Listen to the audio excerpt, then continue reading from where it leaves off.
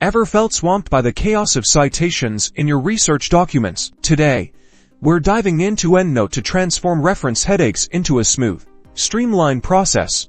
First, make sure you have Endnote installed on your computer. Then, open your Endnote library and have a document open that you're planning to add the citations to. In your Word document, you'll notice an Endnote tab. This is where the magic happens. Position your cursor where you want your citation inserted. Click on the Insert Citation button. A search window will appear asking for a search term. You can type in the author's name, article title, or whatever keyword best identifies the work you want to cite. Type in your search term and hit enter. A list of matching references will appear from your Endnote library. Select the correct article by clicking on it, confirming it is correct by looking at the details under the citations from your list. Then once you have confirmed it's the citation you want, click Insert. See how easily Endnote has placed your citation in the text and created a correctly formatted reference list at the end of your document.